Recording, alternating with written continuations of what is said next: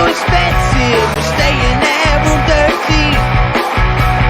Usually airy and usually buried, and that's just how my life goes. And I don't ever try to dress to impress. Fuck you, preppy asshole. On the 14th floor where the bathroom door don't lock. So happy we don't gotta worry about the cops. We could all get arrested for this, but when the body's mixed, I don't give a shit tonight. Alright.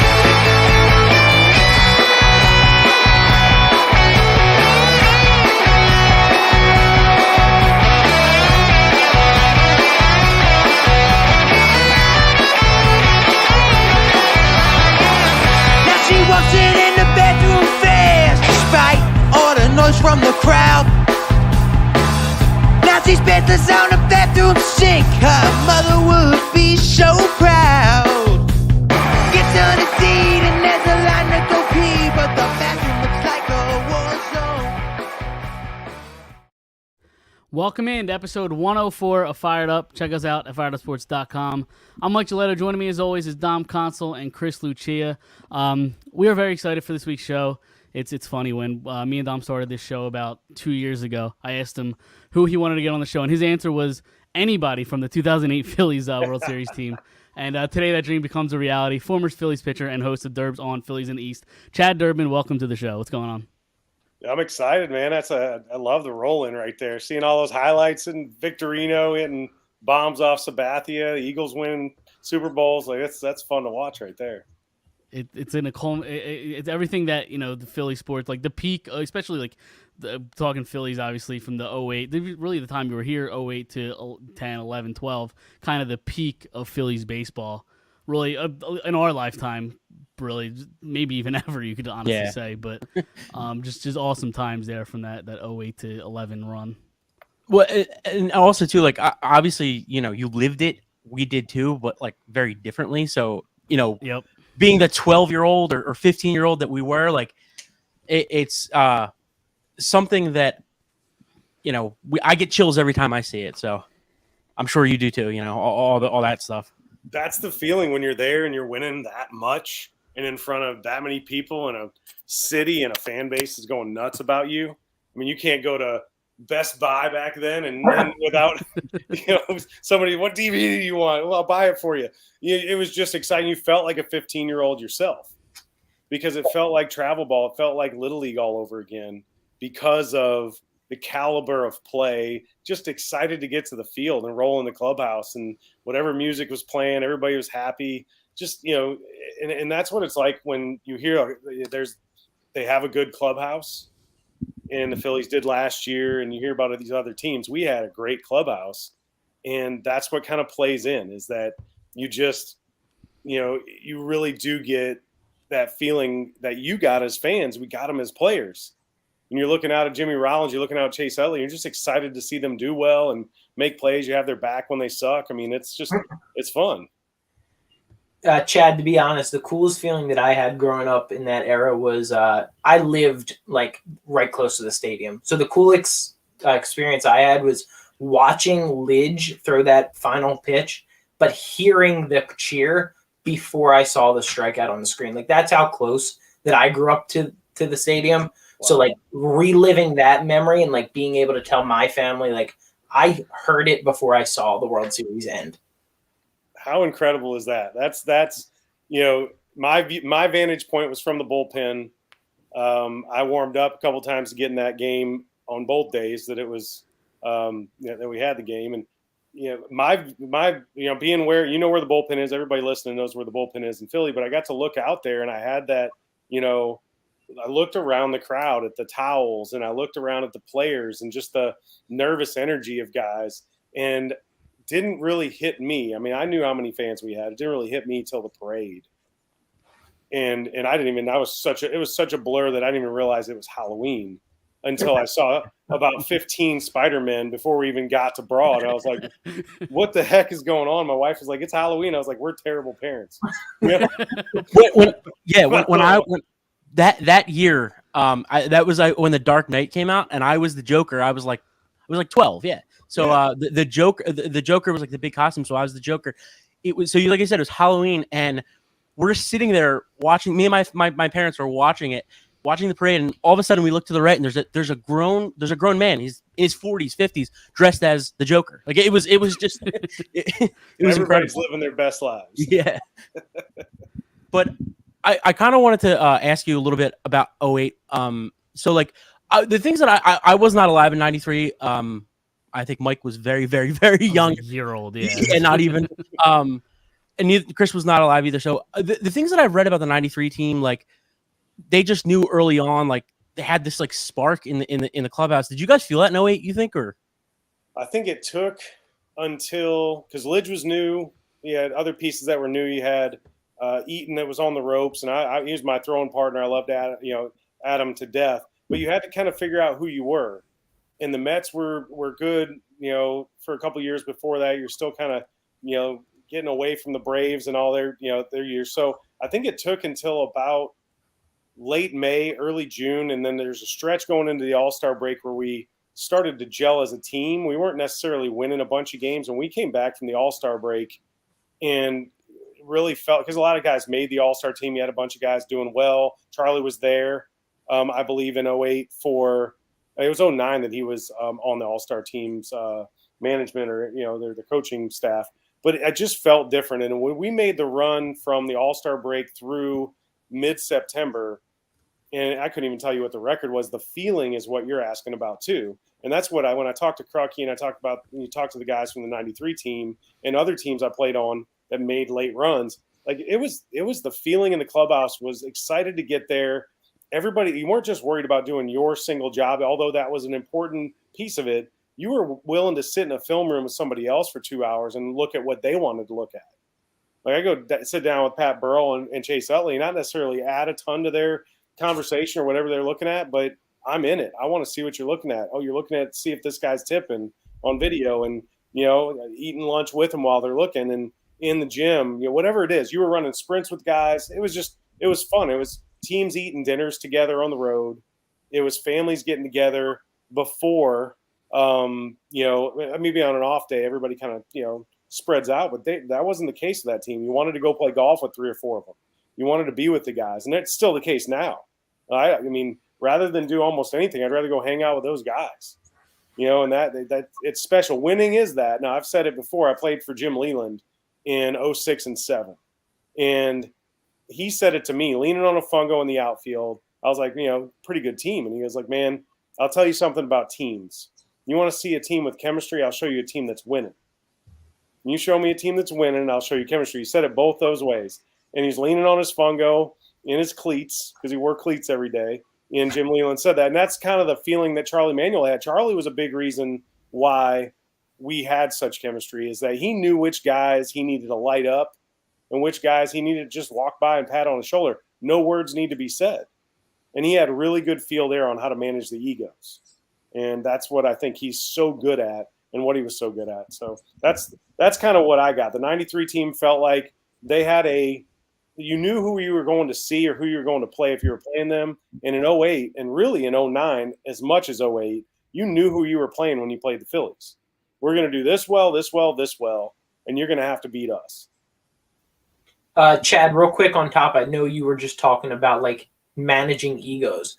So one thing that we know as fans, or what we perceived as fans, is that, Jimmy Rollins was the guy that kind of had that alter ego who would like carry the team behind, say we're the team to beat. Who was one of those quiet guys on that team that had like that ego that we're going to go out and we're going to kill, but didn't quite portray it to the media or to the fans? Well, I think you got to know it over the years, but Chase Utley was that guy. Like Jimmy and Chase were arguably about equally talented. You really break down everything. They're both all-stars. They're both guys that are going to nudge the Hall of Fame. They're both guys that are going to be on the Phillies Wall of Fame, but 2 completely different personalities. One guy enjoyed the show, in meaning the cameras, and didn't mind, getting in front of a camera and saying, hey, we're the team to beat. You had another guy that was, kind of the perfect yin and yang. The other guy was just going to put his head down and not play the game pretty. Jimmy, it was easy for Jimmy. I'm not saying pretty because he was trying to make it pretty. He was just really good at baseball. Really smooth, one of the better shortstops I ever played with, and I played with a couple really good ones. So I'll leave names out of it. I mean, look up my card. I had a lot of teams I played on, Omar Vizquel and those guys. But Jimmy was so good at it that he made it look like he wasn't trying sometimes. It is hard to make it look that easy. Then you had Chase Utley, who made turning a double play look hard. Like it was Philly through and through. We work hard. We're going to be bloodied up, and we're going to pop you in the mouth if we have to get our point across. Well, that was also Chase. So both of them kind of fit to me what you needed on a team. And then you had all the quiet leaders. Like Ryan Howard was swinging a 35-inch bat, hitting 58 home runs a year. Didn't have to talk. You never had to worry about 50 cameras in front of him after a game when he failed. He just got to go be Ryan Howard. And what power is in that for young players as they came through. Jason Worth got to go be himself as he was developing into being Jason Worth. You had guys come in like Jeff Jenkins, who had been around for a long time. He almost gets forgotten about outside of, hitting a big, double and being such a team leader. But he quietly yielded the position to Worth. That could have been a mess. And because you wanted to win, I wanted to be the fifth starter, worse than I ever wanted to throw in the seventh inning. We're scoring 5 runs a game, and I'm throwing better than I ever have in my life.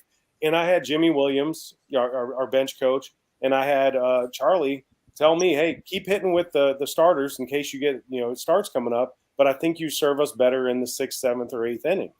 And it hurt my soul because I know how much more you get paid to be, a 14-10, 4 ERA guy. You get $8 million. If you're a reliever who does his job, you might get 2. That'd be kind of fun. And that's exactly what happened. But what we're talking about now, we wouldn't be talking about my 14-10 season if we don't have guys that do their job in the 6th, 7th, and 8th inning. So I think the pen as a whole is kind of what you're asking about too, is the bullpen kind of personified the quiet, do your job, get it done. Because that team was already a championship level team. They just needed a couple pieces in that pen to go ahead and do what they're supposed to do and get outs in the 6th, 7th, and 8th inning, and especially the 9th. I mean, Lidge being perfect was huge. But I remember Chase saying to me one time, I had gotten out of I had a good start to the year. And he said it on the bench, sat down next to me. I must have been sitting too close to the bat rack, but he sat down and he's like, all we need is you guys to hold a game close because we're going to score late. Just give us a chance to score 3 or 4 runs in the 6th, 7th, 8th inning to get to their pen. Just give us a chance. And that's what he said, and that's not what we've had the last couple of years. So I think that was, all those guys. I mean, I could go through all 29 or 30 guys that played a part on the 25-man roster. But Chase was a huge piece of the persona, the underbelly of who the team was. You have no idea how much I'm fangirling right now. It was fun stuff, man. Every time I hear some of the songs that they played for pregame in the World Series, like my 15-year-old son's a sophomore in high school, and he's talking about what songs he should walk up to the plate to in high school, and I'm like, here, watch this, or here, listen to this. I'm like, This was too cool. Like, this is what you need to listen to. And he's like, Dad, you're old. I'm like, is he a pitcher or? He plays both. He's a middle infielder and a pitcher. He had a really good year this year as a sophomore, but I tell him, got to go clock in still. And now that you're really good, now everybody's going to be shooting for you. So let's see how you do that well. But yeah, he had a fun year. I mean, that was, part of the, I almost had the job next to Fransky. And I think it just with LA jumping back in the booth and Stocker and everything, it turned out that I didn't end up in the booth a bunch. But the upside to that is that I got to see my 15-year-old play a ton of games this year, and I would have missed out on a bunch of that. So wouldn't trade it for the world. It's been exciting. But yeah, my mom is one of my toughest critics. She said he is way more polished than you were at 15. So really quick before we go into like the current stuff, you mentioned something in there that Jimmy and Chase on the cusp of the Hall of Fame. I am very, very passionate about this. You can ask either of these guys. I believe that Jimmy is a for sure Hall of Fame. I have a whole article. I would love you to read it, but about why Jimmy is up there with some of the best shortstops ever. I think Chase should be in the Hall of Fame. I don't know if he'll get in, and I unfortunately, as much as I love Ryan, his numbers were incredible. It just didn't happen long enough. But I mean, man, you look just looking at Ryan's stats now, like compared to what we look at the best players in the game today. It's just it's mind-boggling. 145 RBIs, 45 homers. Yeah. I mean, but I think for sure Jimmy gets in, and I think Chase does get in, and he deserves to get in. But I think it might take a little bit longer for Chase, due to the position. Really, I think it's really hard to get in as a second baseman. It really is. I agree with you there. I think they both. When I think about the Hall of Famers I've played with, Chipper, Pudge, like all these different guys, and they come into this. Here's how I think of Hall of Famers. When you're rolling in, I almost said Scott Rowland's name almost came out. When you're rolling into a series with a team, you know who is, especially at 10, 12, 15 years into their career, Miguel Cabrera, those type of guys, those are Hall of Famers. You are not going to let Chase Utley or Jimmy Rollins beat you when you're playing us, which benefits a Ryan Howard, which benefits a Jason Worth. Jason Worth, yeah. Same thing with a Chipper Jones. You're not letting Chipper beat you. If you're the Mets, you do all the time, but anybody else, you're not letting them beat you. But I think about and this was a little bit of my argument when guys asked me about Scott Rowland. Did I want to face him? No, but I was average as hell for a long time. Scott Rowland was going to beat me more times than I was going to beat Scott from is he going to hit 280 plus with home run with some pop off me? Yes, but I didn't fear Scott Rowland the same way that I did all of the rest of these Hall of Famers that I see. And I didn't play against him a bunch, so I don't have a big book of work there. But when I saw other teams and talked to other pitchers on other teams, they're like, hey, how should I pitch Jimmy? How should I pitch Chase? I'm like, I'm not telling you. You got to walk down those steps and live that life all by yourself. I'm not doing it for you. But, yeah, I think there's a huge argument. Jimmy's, MVP year, other years where he did some really special things. I mean, you go 2020, you do some really cool things and you win a World Series. He just did a bunch of really special things. And Chase personified that Hall of Fame feel. And we're going to be biased. I mean, I love the Phillies. I love, the Phillies history.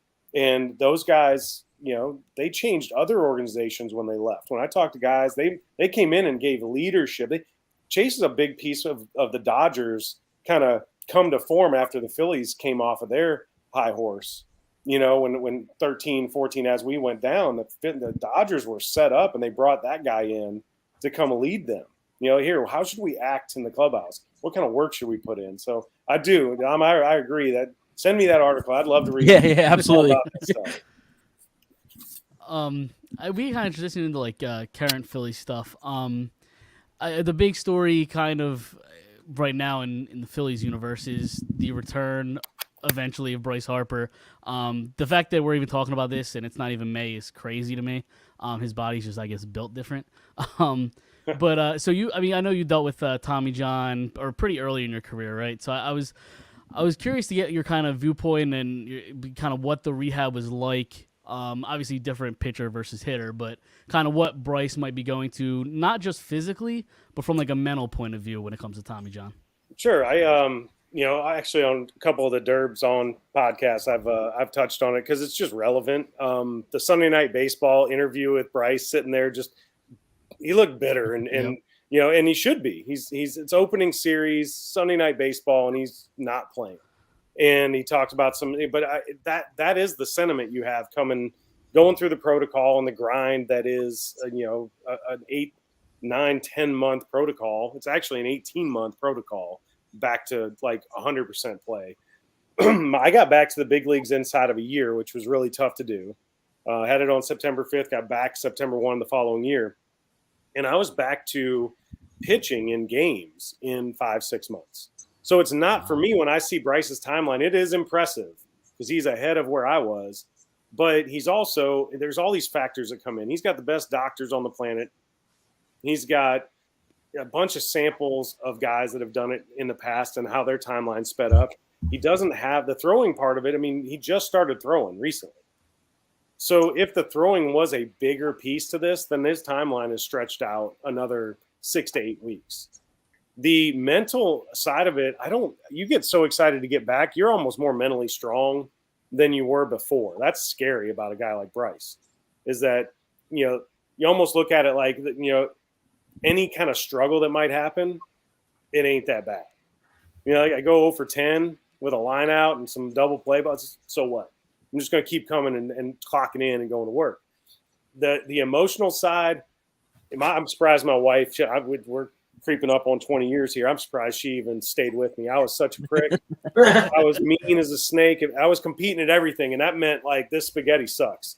I was just mean across the board, and I'm sure Bryce has some of that. He's certainly living a different life than I was when I went through mine. But I look at the dexterity. So we'll talk about some specifics. The actual like hand-eye coordination, the fine tune. We're talking about millimeters between hitting a ball out of the park and popping out to second base. We're talking about 99-mile-an-hour fastballs with 22 inches of vertical hop, and you're trying to get on top of it, and you're relearning. I've never felt the same lifting, squatting, lunging, sprinting, throwing, anything, because they took it out of my hamstring, and they put it in my elbow. So I had two different things that I was kind of rehabbing, but the one thing is you'll never be the same as you were before. You could be better, but maybe you won't be able to lift the same as you did, or maybe the way that the bat comes through the zone might not be the same because you're literally strung up and wired differently than you ever were. So him learning, how that top hand, that bottom hand, because the top hand, he atrophied because he wasn't able to lift for a certain amount of time. And he's certainly been compensating. His left side's been compensating differently than his right.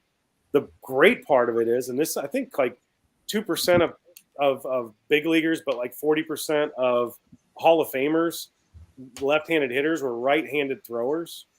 So the one thing that does benefit him for the timeline, in my opinion, is, that he's going to have a stronger lead hand because it's his throwing hand. And it's just going to speed up a little bit of maybe where he might lag, where other guys might have lagged in this timeline. I think Bryce jumps back from it. He's in best shape he could possibly be in, going into it, coming out of it. So that's going to speed up his timeline. He's probably doing the best possible rehab he could possibly be doing. He's doing it. I'm talking about stuff we've never heard of to speed himself up. So I expect him to, come back. I don't think they're going to, I was talking about this on my podcast. There are jobs on the line if they screw this up. Yep. Big league jobs. So he could say yes, yes, yes all day. And I used to get in fights with my trainers because the protocols were in 2-week chunks. And after a 2-week chunk, they'd go, all right, we're going to repeat that 2 weeks. And we would almost get in fights. I put my hands on a trainer one time and this is one of my good friends. I'm like, Lee, I am not trying to be here until August. It's time to go get back to the big leagues. He's like, I want you to be in the big leagues 10 years from now, not 10 days from now. And we would go back and forth. And I appreciated his patience, but you don't have patience when you're in it. If they ask you to go hit on the field, Bryce, you're like, yeah, I'm going to go hit on the field. So all of that stuff kind of adds up. I think Bryce getting back a little sooner than we expected is completely understandable.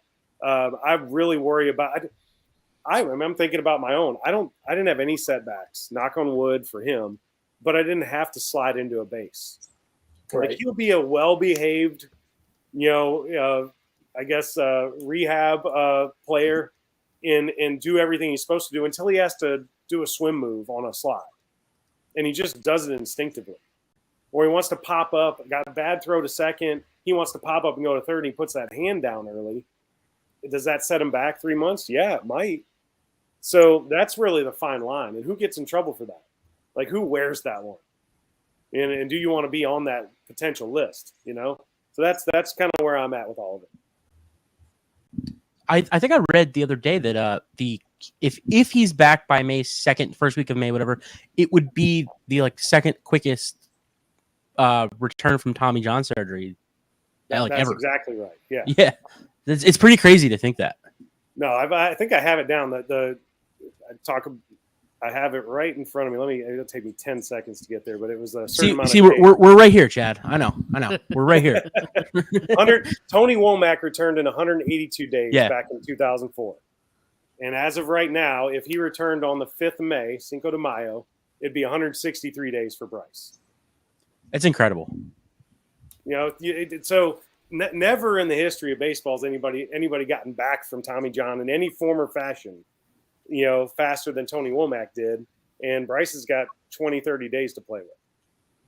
And why not? Why not be the guy that, you look at it and you're like, oh, Bryce Harper, of course. Yeah, that guy.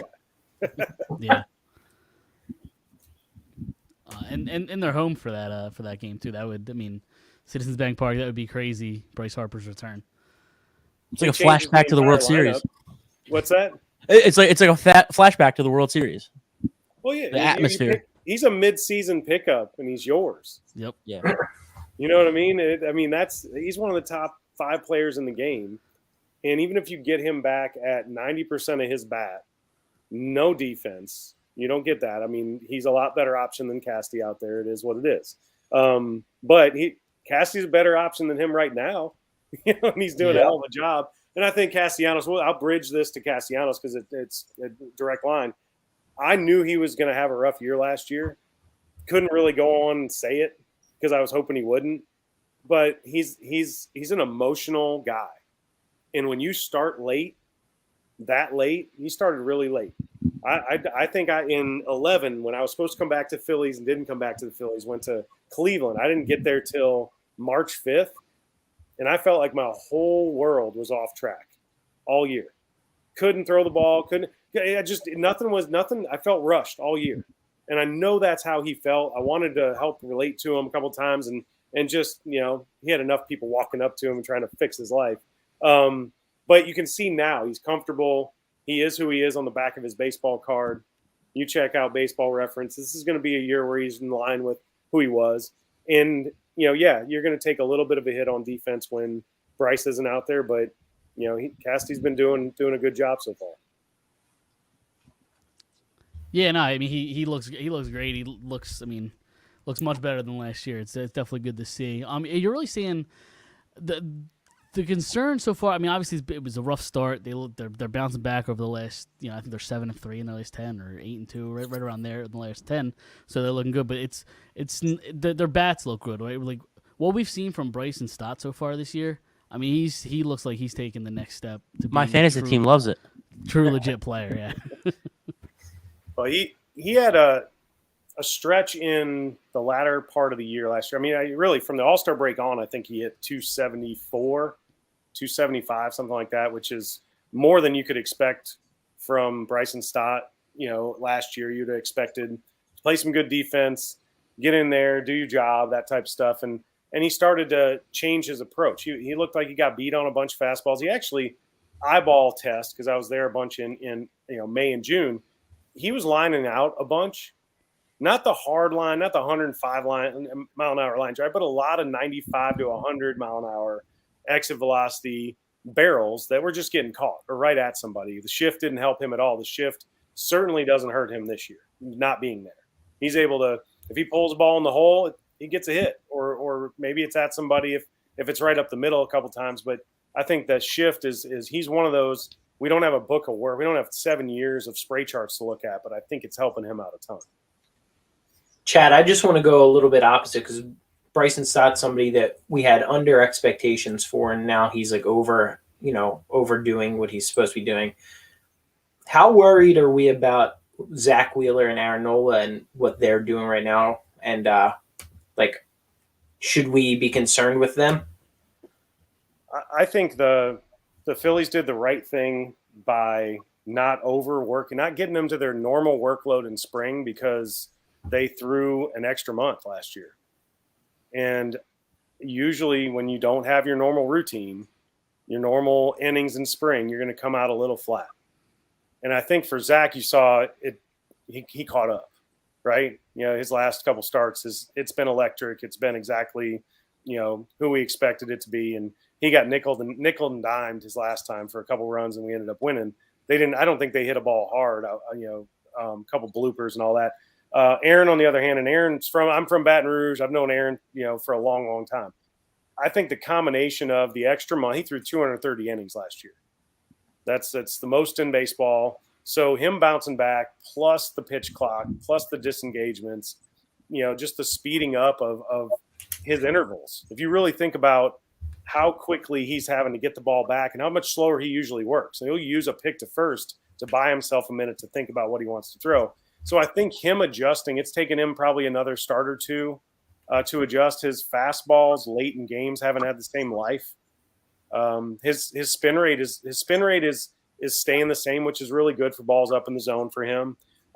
He gets beat late in games on soft coming back to the hitter. Think about the left-handed home runs on curveballs that end up back at him, change-ups, to righties. He doesn't throw a ton of them, but occasionally he'll leave one up, and it's just something soft coming back to the hitter, and not enough fastball to keep him honest the third time through the order. So I think I don't worry as much about Zach. I worry a little bit more about Aaron making the adjustment to all of the new rules. Speaking of which, I was curious. What do you think of the pitch clock? I don't mind. I think it's a little quick, but I don't mind it at all because of what it's forcing. What it's forcing is stolen bases. I love that we're stealing bases again in baseball. I love that speed and athleticism is back on display, that shortstops have to cover ground, the second basemen have to cover ground, that we're getting guys guessing that when a guy's going to go home, the guys have to be less than 135 to the plate as a pitcher. That you have to go do your job, and then we might even. I'm not saying that I like bunting, but I sure as hell like to see guys have to field their positions and guys doing their job. There's nothing better than seeing like a leadoff double with the 7-hole, the 8-hole, bunts them over to third, and a guy hits a 9-hole, it's a sac fly, and we get a run out of the backside of our lineup. I think that's fun for me. I'm just old, man. The gray hairs are coming in while I'm talking. I also like bat flips and 460-foot 3-0 homers. If you don't want a guy to hit a 3-0 home run off you, don't get in a 3-0 count and throw it dick high down the middle. Exactly. Just don't do it. So I'm on both sides of the fence. I like the new game. It took me a minute to adjust. I don't mind the pitch clock. I don't think the fast games are almost too fast. I want Agreed. that 7th inning beer. It's a shame that it had to come to this though. Well, my point of view is I don't think the game needed to speed up. I think what happened in between the game needed to be more active. But I think they figured that out with the shift banning and stuff like that. I think that will fix the game instead of just cramming a 3.5 hour game into 2.5 to 3. I wonder, we could get on the backside of it and wonder what sponsors and advertisers and wonder if the money is the same.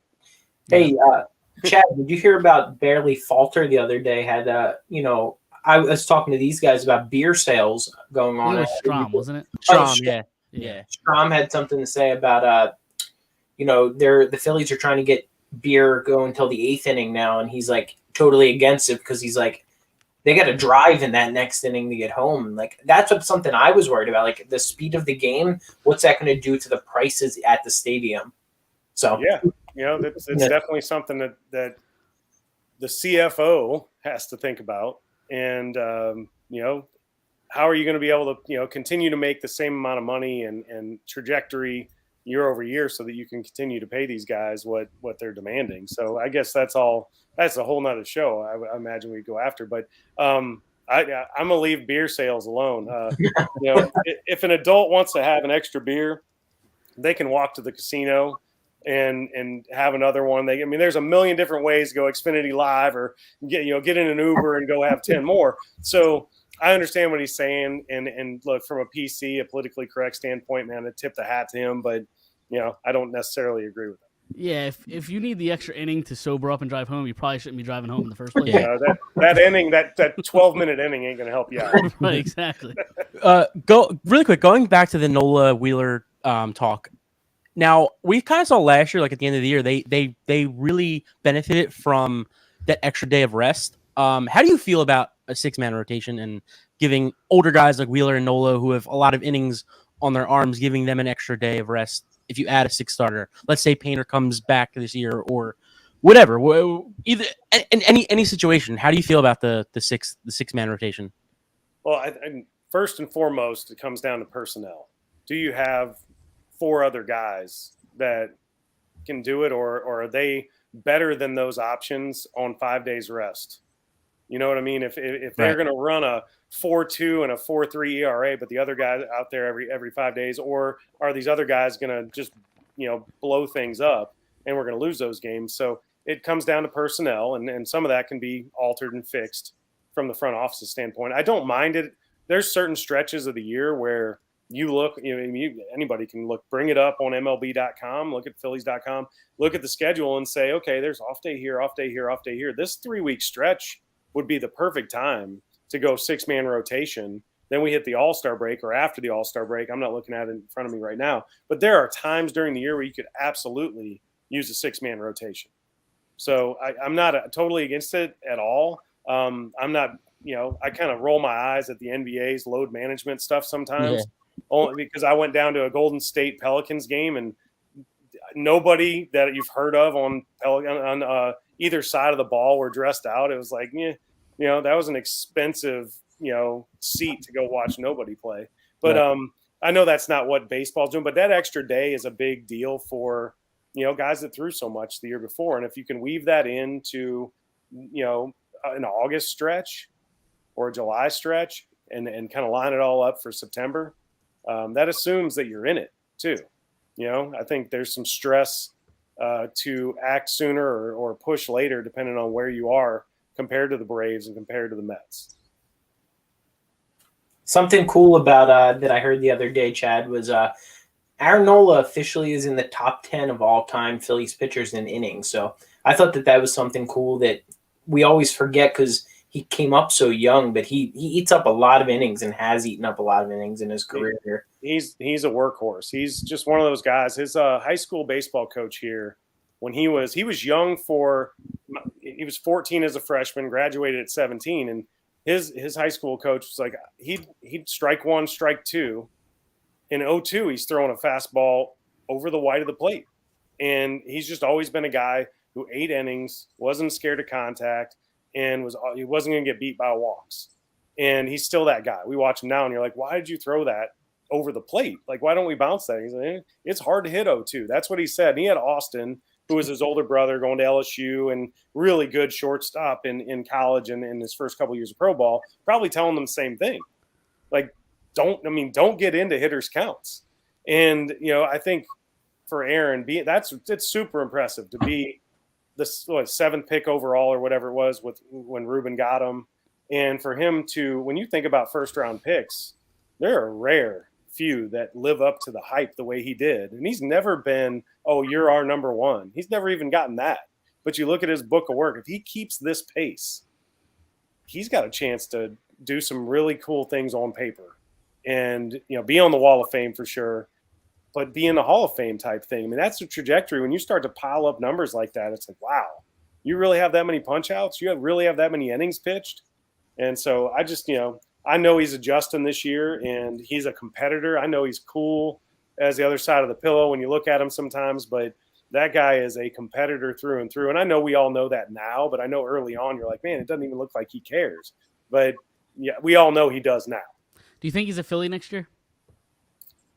I think it really depends on the back half of the season with that payroll and everything. If he performs really well, he might perform himself out of a contract. Yeah. He could perform himself into one too. You don't want him to have a par or an average back half of the season, but it might be the only way you get him in Phillies colors next year. Right. Yeah. Yeah, I mean, the one thing I will say, and kind of going away from Nola a little bit, is I know it seems like people are a little concerned about the starting pitching. The one thing I will say, the bullpen so far looks fantastic. Soto's kind of settled in. Dominguez is settled in. Alvarado's as dominant as I've ever seen him. I'm really liking what I'm seeing from the bullpen. What do you think? Oh, they're built for September, October. Yep. I mean, Soto, I know everybody was ready to throw him off the bridges. The Walt Whitman's right there. If you don't want that one, go with Ben Franklin. But I could just see the ease at which he's throwing 98 and the nerves. It's a new team. He's human. And he came in super late. Yeah. I mean, think about all that, all the factors we've even talked about on the show. Like that, it all adds up. And you almost need to go ahead and get beat, your worst nightmares coming true, so that you can just settle back into being good. But Alvarado and Soto, complemented by the righties with plus stuff that we have, Kimbrel's been better than, if they'll throw to his arsenal better. Like he cannot pitch hard of the plate up. He's got to go to the edges now and get his breaking ball in the zone so they'll honor it. If they'll pitch with those pitches, his stuff is still really good. He doesn't have to go out and get 4 outs or 3 outs in the 8th or 9th inning unless, he's pitching that well. But he's certainly a guy. If you see him jogging in the 7th inning to get 2 or 3 outs, I'm not mad at it. That guy's, 3rd or 4th on the career saves list. Yeah. His heartbeat isn't going to go up because he's in a big situation. And he's a great guy to have around all those guys in the pen too. So, it's set up. The pen's set up really well. I think some of the pieces that are, in the starting rotation right now, if they go out and get somebody, they go out and pick some things up, and you got those guys throwing in the 6th or 7th inning too. Yep. So some good pieces. The pitching hasn't been a problem. The hitting hasn't been a problem. We just haven't done them on the same days. Yep. Enough yet. But they look better. I know the Braves look really good. I don't know if I've seen a better Braves team since the mid '90s. I'll be honest. They're really good. It's scary. Yeah. But they have plenty of playoff spots, right? There's plenty of them. Yeah.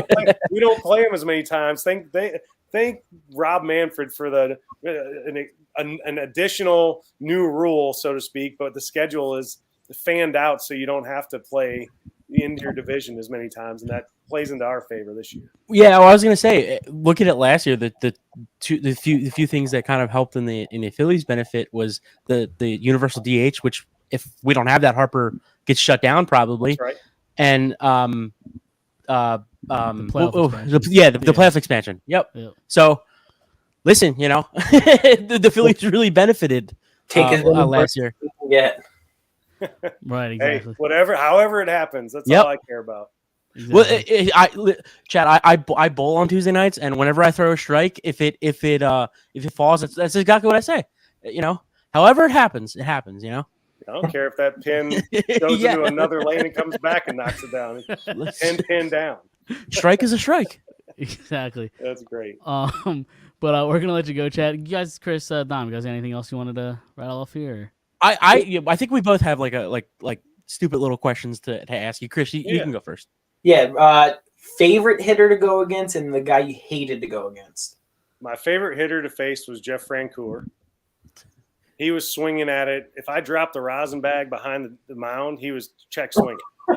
He was swinging at everything and anything I threw, and so I enjoy when he was walking up. And the back half of that question, that was who I didn't want to face. Yes. So I played a long time for parts of 14 years, and early in my career, Maglio Ordonez, love absolute Maglio. nightmare. I couldn't get him out. I mean, I painted pitches and he hit them off foul poles. I just couldn't. And then I played with him later in my career, and he was like, "Hey, you're way nastier now than you were when you were young." I was like, "Thanks, I appreciate it."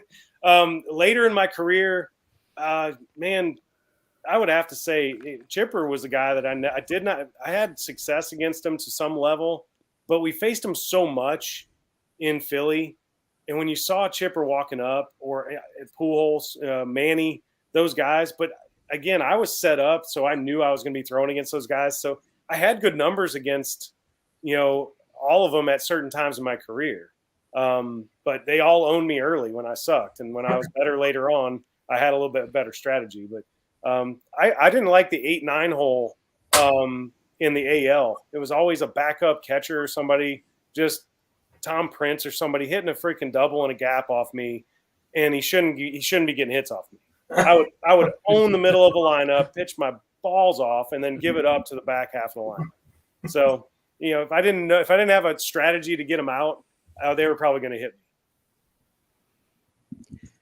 me. So the one thing I was telling these guys, I would ask any player, whether it was Babe Ruth or name whoever the worst baseball player of all time is.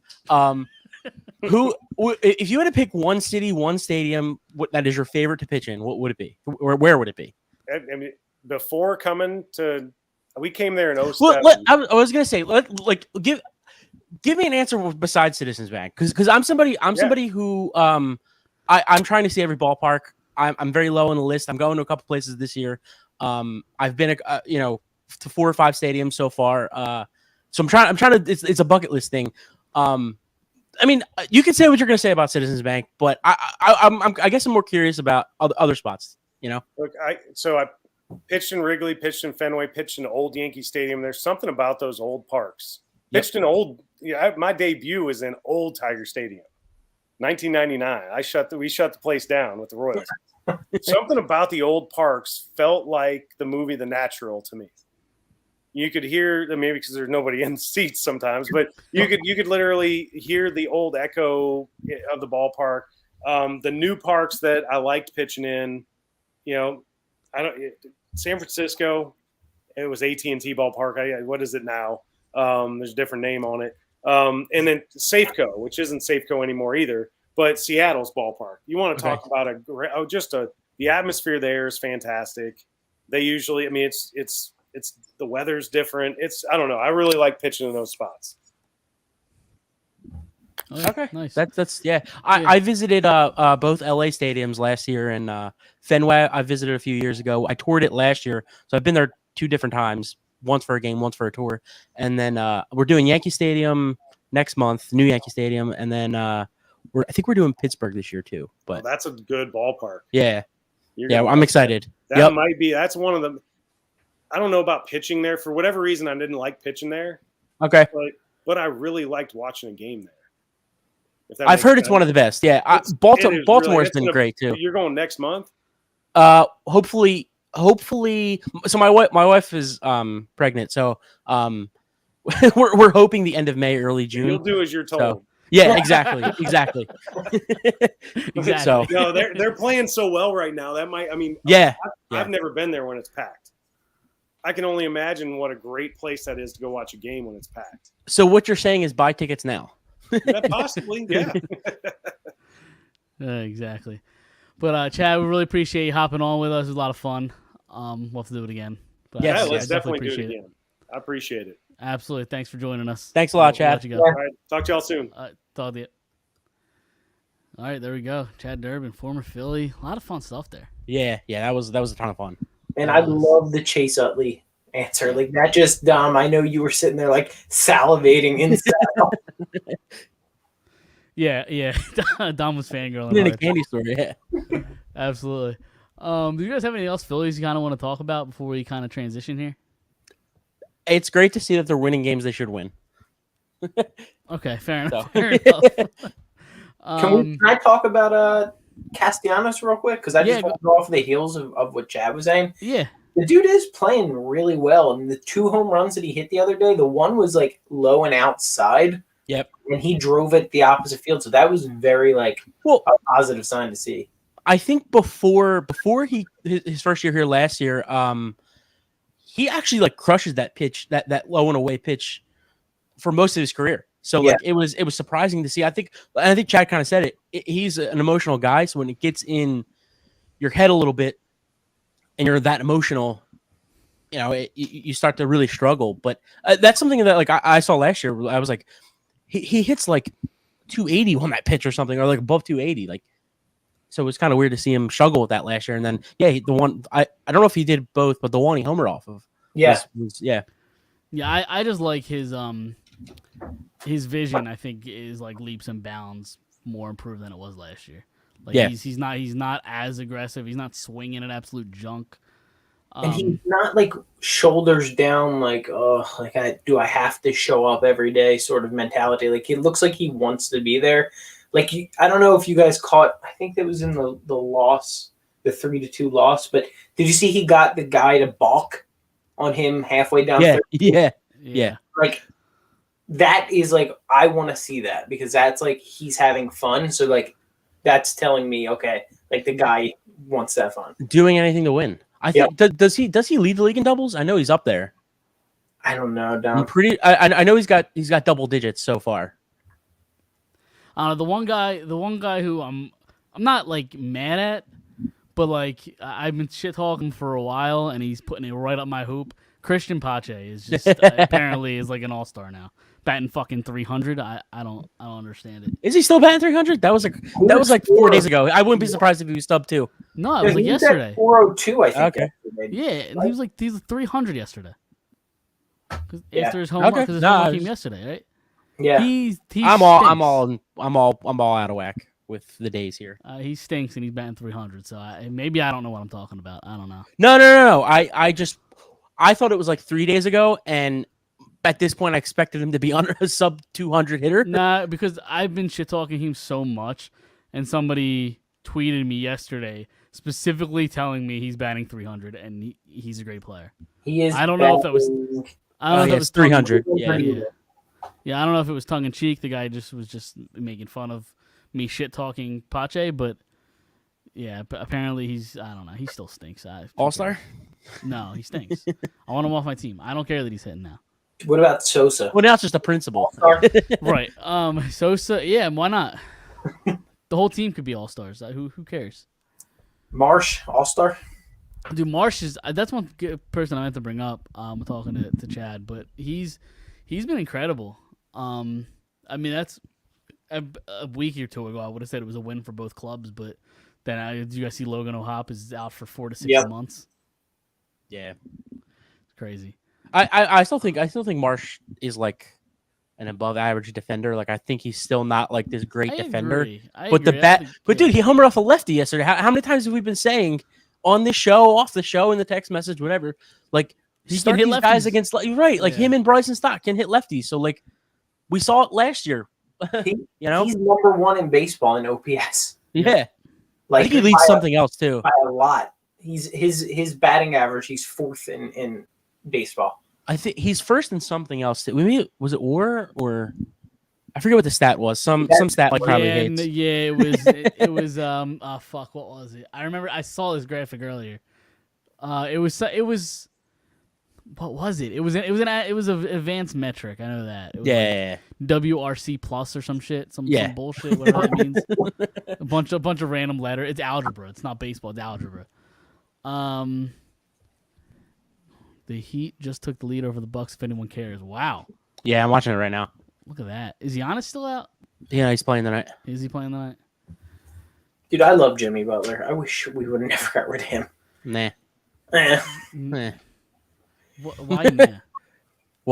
What? Why is that your? You don't like Jimmy Butler? You like Ben Simmons and Brett Brown better? Yeah, love Ben Simmons and Brett Brown. Listen, we're gonna get into some Eagles talk to kind of wrap the show up. But before we do that, I forgot to talk about our sponsor, so I might as well do it now. Now, better late than never. And we're gonna talk about the NFL draft, and the NFL draft is here, and the most exciting prospect is the prospect of being perfectly groomed head to toe with our friends at Manscaped. Manscaped has long had elite downfield play with the Lawnmower 4.0, but in 2023 they have the rookie sensation beard hedger to ensure the face of your franchise is a pretty one. This 1-2 punch of men's grooming is the best acquisition for any at-home GM. So go to manscaped.com and save some salary cap with our code FIREDUP for 20% off plus free shipping. This year, Manscaped can help you make the sexy pick without forgetting about your big ugly up front. That's right, the beard hedger and Lawnmower 4.0 are a franchise-changing combo that will have you looking at your roster with pride. Everyone who saw the Super Bowl knows what can happen with poorly managed grass. Still too soon. That type of ball-playing field quality would never happen with the Lawnmower 4.0. This elite electric trimmer is a lock for first-round talent. Just look at its explosive talent with the RPM. With all that power, the lawnmower is still the most nimble on the field with its skin-safe technology that reduces nicks and snags and making all the right cuts on hair. In the season of trimming the roster, Manscaped will make sure you're cutting all the right players and not any important pieces to your D. Yeah, you heard that right.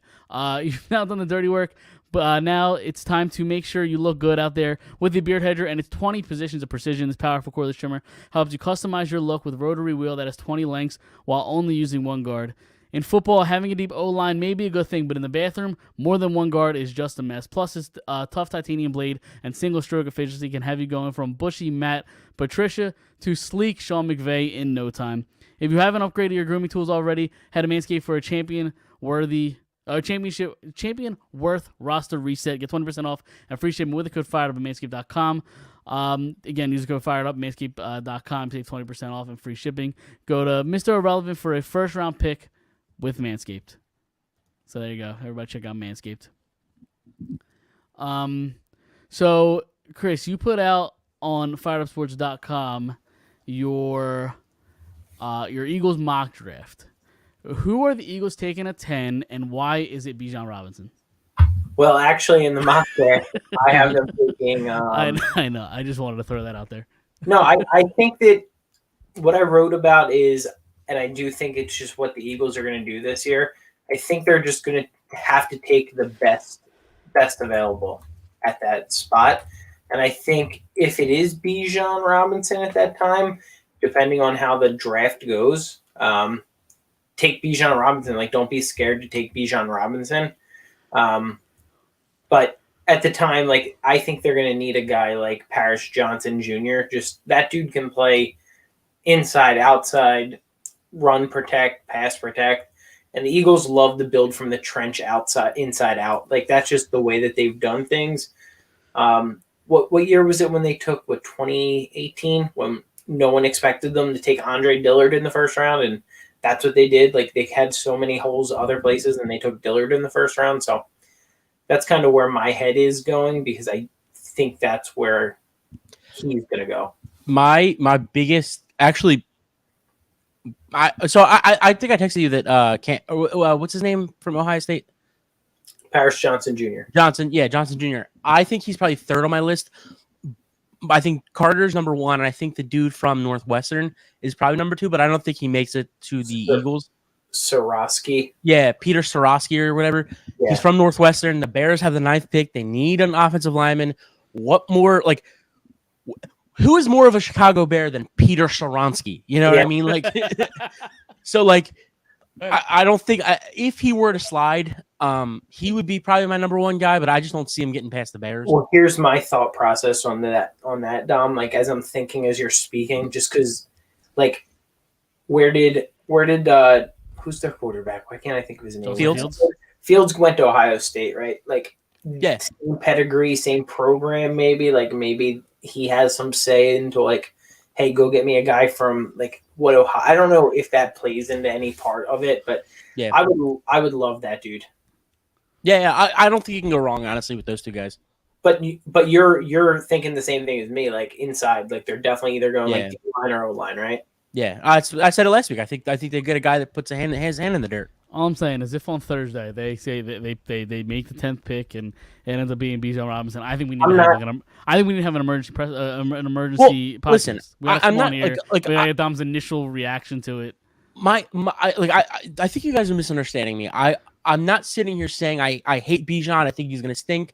If he's on the Eagles, I will root for him. I'm gonna be excited. You will not be excited. No, I will. I really, really will. I think you would in September. You wouldn't right now. No. You're probably right. But I just don't want to take a running back that high, especially he's got a little bit under 600 carries in college. Like, Zeke had that. Like, and I understand he's not going to get as many touches up here than Zeke. But with that being said, I think you could just get a different guy that has good production that's going to carry the ball 15 times. I'm not going to be like down and out if they take Bijan. That's just what I said on the 100th episode. It's just not the sexy pick to me. That's all. Well, I want to get back to the draft. But real quick, kind of aside from the running back thing, there's this rumor about Derrick Henry. Who knows if it has legs? Who knows how true it is? I don't know if the Titans want to get fleeced by the Eagles again for another draft pick. Mike Florio from PFF said, like, it's not happening. It's not. Did he? Okay, I didn't see. You know what I heard? That they called. It's a rumor. We know everything on Twitter's legit. Yep. I heard that they called them last year for Derrick Henry, and it turned into AJ Brown. Really? Oh, really? That's what I've heard. Yeah, that's what I've read. All I know is no. I find that hard to believe. I don't believe that at all. Okay. Because you already have Miles Sanders. You don't really have a wide receiver. Like, AJ Brown's your target there. I don't know. That's just me. Well, maybe they start negotiations just to see where their heads were. Maybe. I guess. I don't know. Whether it was for AJ Brown or not, what I read was that they called whether they're interested or not in Derrick Henry last year, that they called the Tennessee Titans and the intentions were to talk about Derrick Henry. Like I said in our text message, I think that they are a team that does the due diligence on every guy that is available, whether it makes sense or not for this team. So I wouldn't be surprised if it was just, hey, are you guys, giving up Derrick Henry for cheap? Like, no, okay, well, what about AJ Brown? Like, Yeah, it could have been something like that. Yeah. I think it's funny that even like myself included, but like how quick Philly fans are. Like, we're listening to the dude that's from American Ninja Warrior. Right. He's the one that's breaking these news out about Derrick Henry going to the Eagles, and we're like, oh, that has legs. Yeah, but it was so random because it was at like 2 or 3 in the morning. Like, exactly. That's what I'm like. How would this guy know? Apparently, they have the same agent. Apparently, yeah. So there's a little bit of crossover there, and like maybe he just had 2 or 3 too many, and was just blitzed out of his mind at 3 in the morning. But also too, like I feel like this happens every year too. Every offseason, you get this random dude who like is just like kind of involved, kind of not involved, and like he just tweets something crazy like the Eagles are interested in Calvin Johnson like coming back, like and this whole city just goes like crazy, I think that's just kind of what happens every year. Yeah, and there's a difference between being interested and actually that's what I'm saying, acquiring the player. Right. Like, I'm sure you're interested in everybody. Right. They do their due diligence. Yeah. Right. Exactly. But the Heat are going to win this game. Yeah, they are. Are they? I'm not watching that. I'm watching the Stanley Cup Finals where Tampa Bay is winning 4-3 against Toronto because Toronto just doesn't know how to win playoff games. So yeah. Back to the mock draft. So I meant to pull that up. Do you have that in front of you, Chris? Who do you have them taking at 30? Brian Branch. Do you think he falls that far? Because I've seen him anywhere as high as like the mid-teens all the way down to like the late 20s. I think it depends on how the quarterbacks go.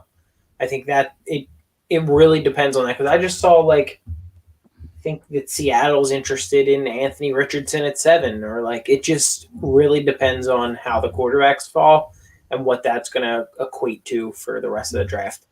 I think the nature of the position too. Like every year, it's like this safety is going to go high, and then they always fall. Who's the dude? The Eagles for Carolina. The Eagles we wanted the Eagles to take him. Jeremy Chin, yeah, he was a guy that was supposed to be this first round pick, and second round slid to the second round. Like I just think it's just the nature of the position. I think. Who was the guy last year? Kyle Hamilton. He fell. Yeah, well they 15. They skipped on him. Yeah. I thought he went like 20 something. No, was it high as 15? I think it was 15. It was the pick after the Eagles because the Eagles. I think they moved up for Davis, Jordan, right? No, that was their original pick. Or did okay? They traded the second one for AJ Brown. Okay, but that was their original pick last year to take Jordan Davis. Okay. And then the second round, you have them taking Isaiah Foskey. Did I say that right? Yeah. Okay. I think we need to go defensive end. It just depends on if Notre Dame is where you want to go for that. The kid from the second DN from Clemson might be there too. I can't think of his name right now. I feel like Notre Dame players are hit or miss. That's exactly what I wrote in there too. And recently they've been like a miss. Like I can't go with a really decent Notre Dame guy in a while. Can you think of any? Kyle Hamilton went in the first round and he hasn't been exactly Kyle special. Who are we talking about?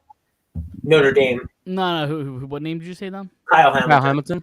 Yeah, and then who was the guy that went to San Diego? Teo. Yeah, Teo. Yeah. Yeah, but he was a third round pick. Was he that late? Oh yeah. Well, all the shit that came out right before the draft. Did you ever watch a documentary? Great. I never Great did, documentary. No. Great documentary. I don't know. That guy really had no clue. No, not a single clue. I hate Notre Dame, so fuck them. That's kind of my mentality. Why do you hate Notre Dame? He doesn't even watch college. That's the best part. He hates Notre Dame. He hates Penn State too. Because people from all over the country for some reason like them, even though nobody in the world has ever stepped foot in Indiana, wherever the fuck they're from. But people just like them just because. Yeah, because people just like them just because there's a dumb little leprechaun on their fucking logo. People like the Irish because they're named the Irish. Why do you hate Penn State? Because their fans are obnoxious. No offense. but it's legit because you actually like went there. Like you know what I mean? You know, It's not- you liking Penn State is legit. It's the people that didn't go to Penn State that like right. them just The, for pe- no the people fucking that reason. hardly passed high school But are they the say biggest we- Penn but State yeah. fans. Yeah, And then they say we are like they invented that phrase. yeah. That's why I don't like. That's The why I two don't guys like that Penn don't State. watch a second of college football. That's not, hate- I watch more than a hate- second of college football. You know what I mean? I watch Two. 3 seconds.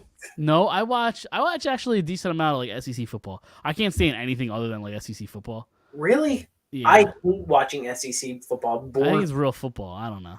It bores. SEC Big Ten is good, and I hate it How because does SEC bore you? They literally scored 85 points apiece. that's every why, game. that's why it bores me. I The hate. national championship was unbelievable on New Year's Eve. That's why I don't like it. I hate those high scoring games. Like I like closer games, but I know this is going to sound Yeah, crazy. but they're not closer because they're good defense. It's because the offenses, the quarterbacks can't throw 20 yards. The Pac-12 is The Pac-12 is one of the worst sporting fucking conferences I've ever seen in my life.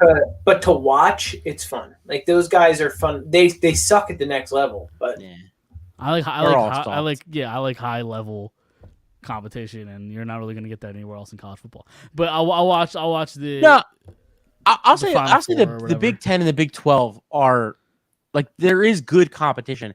It's just to me it's not as good as SEC. Like I don't know. I like seeing Georgia like win close games because of their defense. Like lower scoring games because of their defense. Like that's fun to me. Like I don't know. Well, holy shit, Toronto tied this game up with 3 minutes left. They were down 3-1, and then they were down 4-2, and they just tied it up at 4 with 3 minutes left. Interesting. And then round 3, you have them Nathaniel Dell. I know nothing about. When you get to this round, I couldn't pick these guys out of a lineup. What? he's a wide He's a- receiver from Houston. Houston. Okay, I see Quick. that. Quick twitch guy. Burner. So you Deshaun say Jackson. I was just about to say you kind of compare him to Deshaun Jackson in the article. Yeah, kick return, punt return, sort of filling in that void of that third receiver. Does he kick the ball? Like does he punt? Because No. they really need a punter. That's what you should have put for one of your 7th round picks. You should have put a punter on here. Dude. Is there a punter in this draft that's going to get picked? No, they should go get Matt Ariza.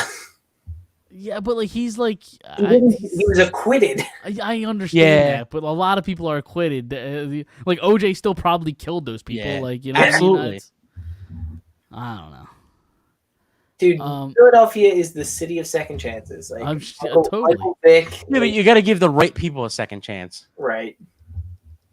Well, Like, but look at Vic though. Like Vic, what he did was horrible. He went to jail. I've like right. he That's did- what I'm saying. He did his time, right? Yeah. And he came out and did shit after he was in jail. Like had seminars, shit like that, like TED Talks and shit. Like he actually like came out and became a good guy. Like, reformed. yeah. And listen, this guy could have never done a thing. I don't know, but we don't know. Like that's It is funny how we like pick and choose. Like people like absolutely admire like Ray Lewis, and he might have killed somebody. Like who knows? Definitely killed somebody. Like at the very least, he covered it up. Like at the very least. Yeah, he killed somebody. The dude who played Mr. Mosby in Sweet Life of Zach and Cody. killed somebody. What's his? What? Who? Was it Plaxico Burress that like pulled Plaxico him out Burress shot himself. in the Yeah. dick? Yeah. Cheddar bombed himself. Dante Stallworth killed somebody. Yeah. And he barely did any time. Yeah, I think he played that same season. I think he got like 30 or 60 or 90 days in jail. Like it wasn't much, and then like played the next season. And he was like he basically pulled a Henry Ruggs. Yeah. Well, Like he wasn't going as fast as Henry Ruggs. Like you're never going to see that dude ever again. I don't think. yeah. Yeah, no. But yeah, that's fun. What were we talking about? Oh, okay. So we're on to round 7. So Going from killing people to round 7. yeah. So I forgot to look at their picks. They don't have a pick for round 4, 5, or 6, right? No. So at some point you have to think either the second rounder or third rounder. They'll probably trade back and get some more picks in the. Don't 4, 5, they 6 have range. a bunch of like conditional picks Next year. for is it next year? I thought it was this year. Next year. Yeah. We have Chris Rodriguez Jr., They get their stud running back in the 7th round. Yeah. Out of Kentucky. Yeah, he's It's just like- a bell cow. Right. He's just a straight downhill running back, special teams guy. That's what you're looking for in the 7th round. Like, can this guy make a tackle on special teams? Can he on 4th and 1 not have to use Jalen Hurts under center for one of those push? Can we give this guy the ball to push a yard? So that's kind of what he is. Miami up 3-1, by the way. Yeah. Yep. I think this is going 7. I think. Dude, this is great for the Sixers. Yeah. That's what I think. They're not having picks. That's why I think They're they definitely move out of 1. They move out of 30. they're absolutely done. That 30th pick will be traded for a second and like a 4th and a 5th or 4th and a 6th. Dude, I don't know why. I have that feeling that they're going to move up a couple spots and then move back with that 30 pick. Well, I think they're going to move up a spot or 2 or 3, take Jalen Carter, and then with that second first round pick, they move back and get all that capital back. I really have a feeling. Or they trade up for Bijan Robinson. Or they trade up for Bijan Robinson. Yep. You'd be ecstatic. How happy would you be if that happened? I'm telling you guys, No. I will not be upset as you think it. If they traded up for him. What am I going to do?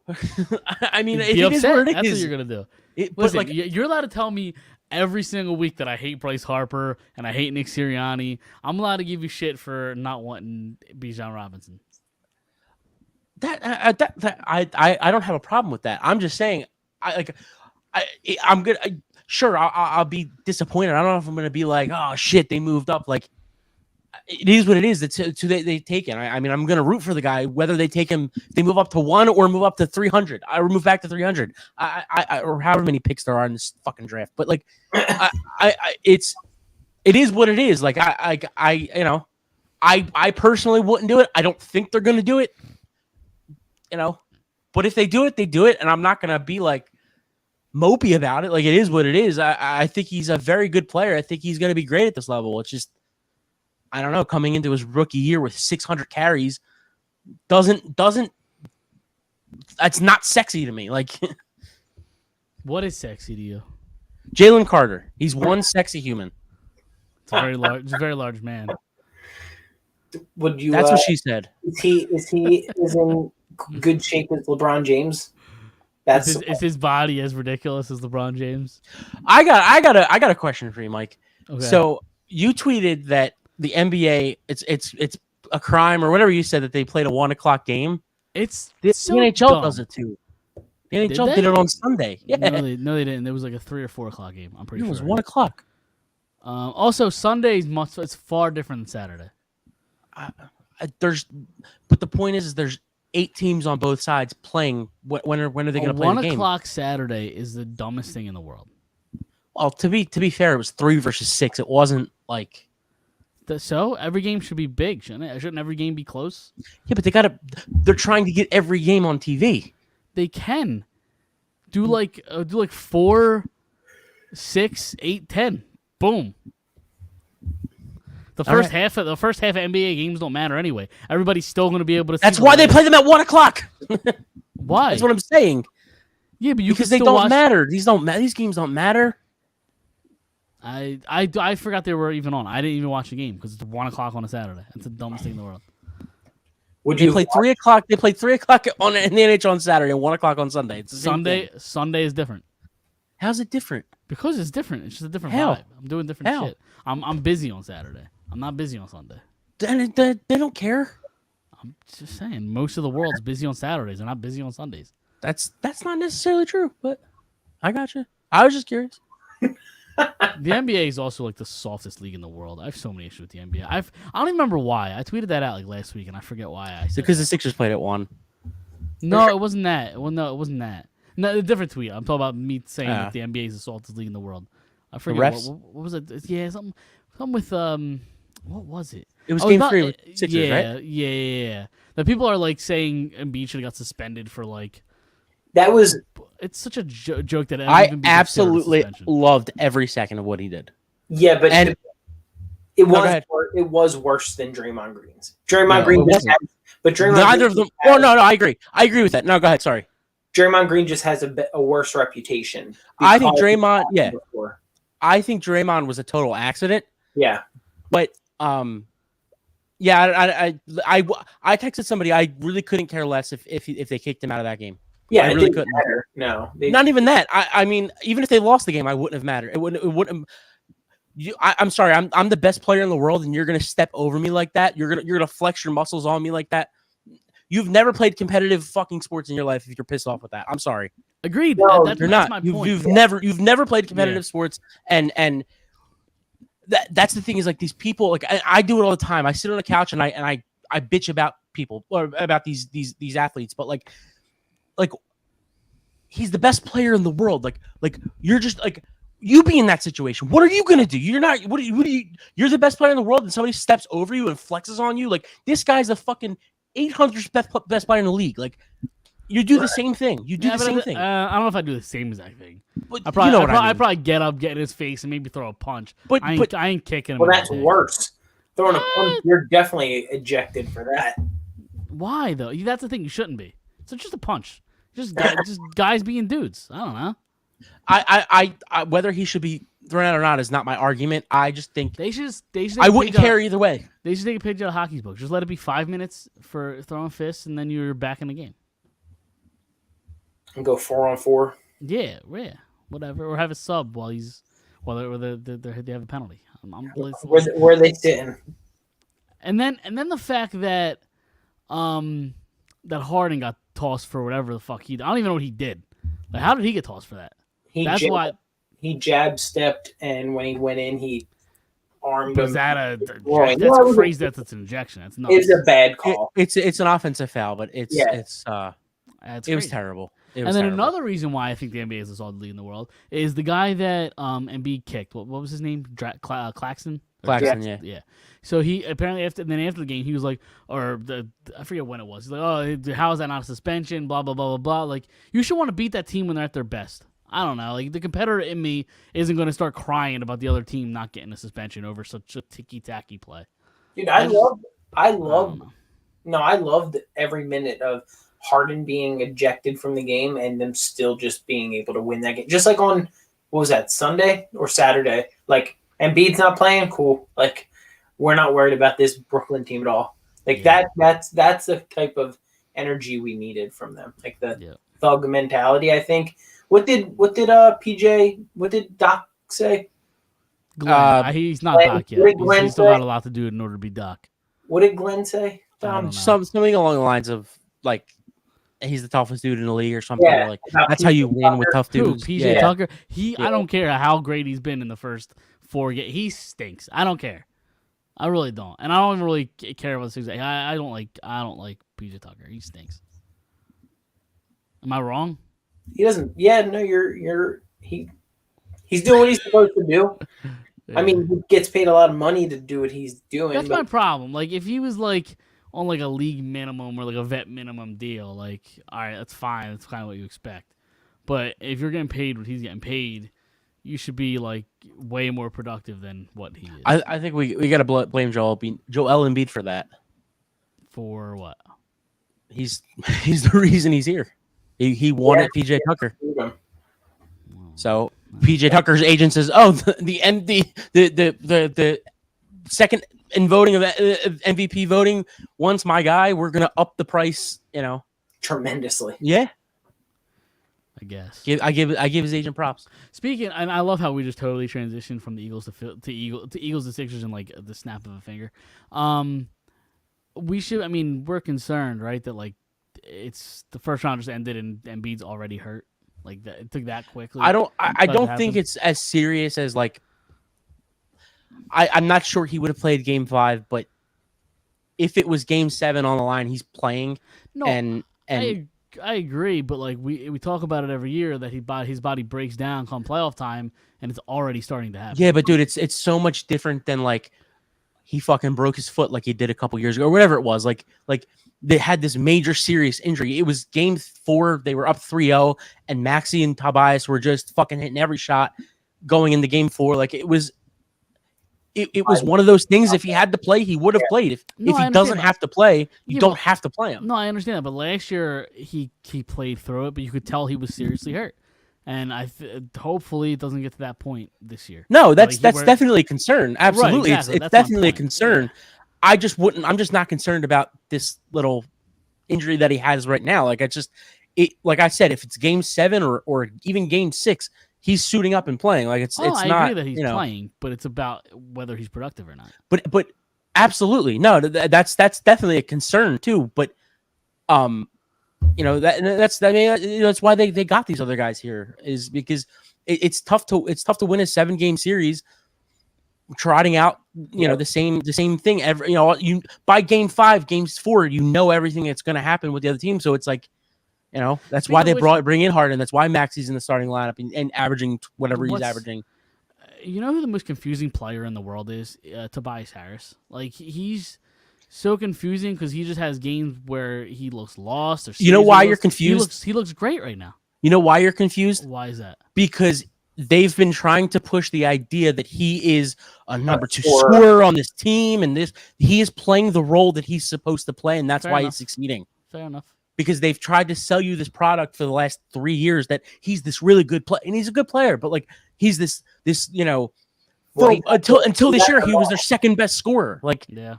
He did get the max contract. That's what it was. absolutely no, yeah, that's a problem. If they didn't say max contract next to it, like if he would have signed a regular PJ Tucker-esque deal, But no was one it- would have blinked a deal. But was either last year, 2 years ago? He also had a series where he looked fucking great. Atlanta, And then he just was it the Atlanta series? yeah, him and Embiid, where he looked great, and then other series he just there's other That- stretches where he just looks lost. dude. That series, him and Embiid, I think it was the first 3 games. They looked like Jordan and Pippen. Like, it was just nonstop hitting shots. And then game 4 comes, and that's why they lose that series. Because Doc was not confident enough in playing Maxey when he should have. Fine. Well, yeah, but I'm gonna keep doing it. so that series could go differently if Maxey plays. Yeah, But totally. How much do you like, Dom? I know you probably hate this. The James Harden possibly returning back to Houston talk in the middle of the series against Brooklyn. they've been saying it Is since that- January. Is that coming out again? Because I heard that in the Yeah. middle of the season. It came out like last week or something. Like, Oh. Yeah. during the, Have that conversation when you get knocked out against the Celtics. right. Who cares? Yeah. But like, that's the thing, is he's not saying it either. It's like other people that are Yeah, sitting here other saying, people.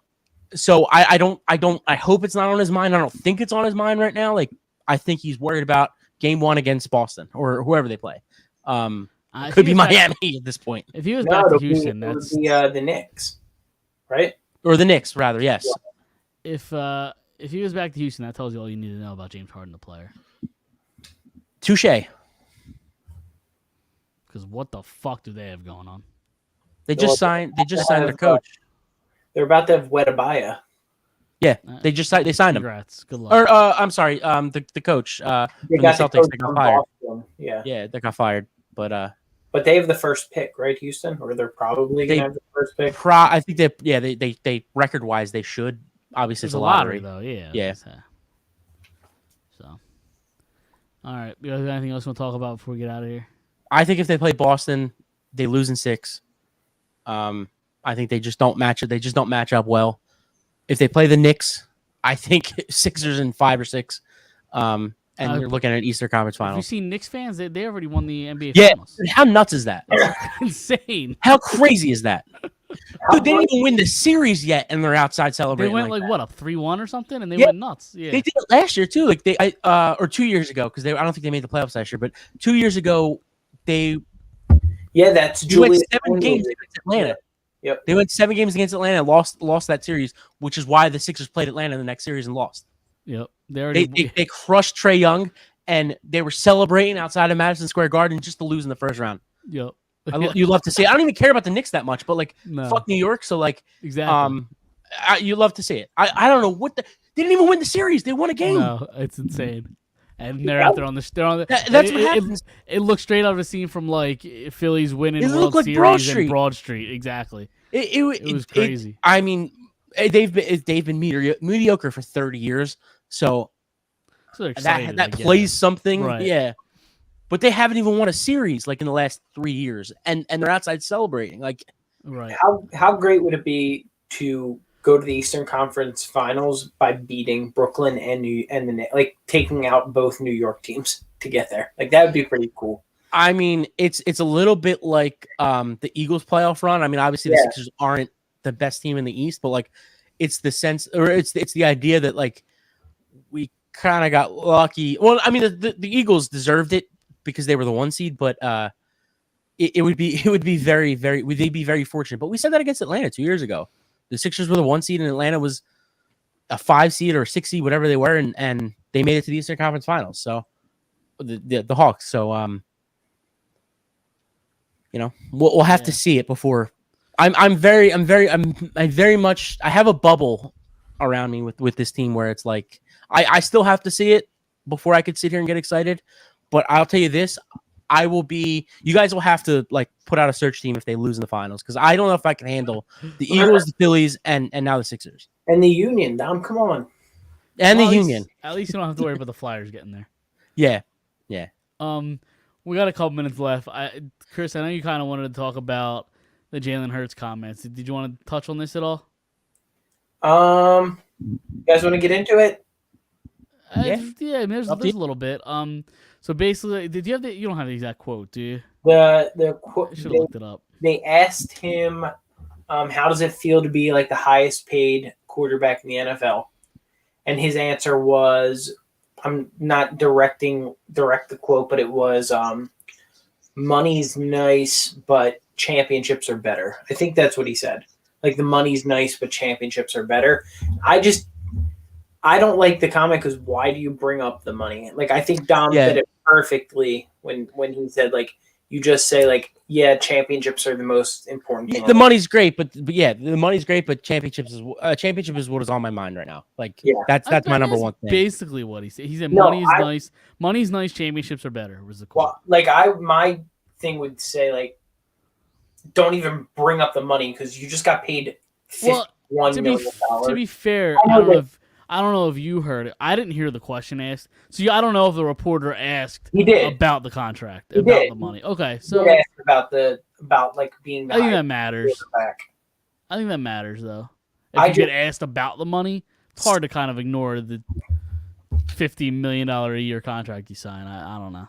I still love the guy. So he is apparently people are calling him now. Him? Yeah. Him. He is him. Yep. Yeah, he's him. Yep. I mean, like, I hate to be all negative, Nancy. Wow, he hates Sirianni, hates Harper, and hates Hurts. Hold on. Nuts. Are we really hates everybody that's hold good on. Are we really calling Jalen Hurts? Hold on. Are we really calling Jalen Hurts him after one great season? One? Or like, are we really there? Like, I understand you felt you had to pay him. That's all well and fine. But like, calm down, everybody. Like, we're so reactionary on both sides of the coin. Like, I don't think he's anywhere near as bad as he was 2 years ago because he was dog shit. I think we all can agree. But the jury's still out on if he is as good or as great as he was last season. I think there's kind of a middle ground there. Is that unfair? No, but I don't necessarily disagree. I'm just we only have those 2 seasons to go off of, and I guess the better season happened sooner than the bad season. So you're kind of hoping he stays that way, and I just think people are having a good time. People are having a good time with Jalen Hurts. I don't think there's anything wrong with it. Okay, fair enough. He's him. Fair enough. All right, we're gonna get out of here. Fun show with talking to Chad Durbin. So we'll get out of here. And so the Sixers next series won't start till what, next week or next month? Weeks? Yeah, 3 weeks. When the first round of the NBA playoffs are over. But we'll talk about it next week or whenever it starts. Follow us on Facebook, Twitter, Instagram at Phired Up Sports. Check out Manscaped and SeatGeek. We will see everybody next Monday. See ya.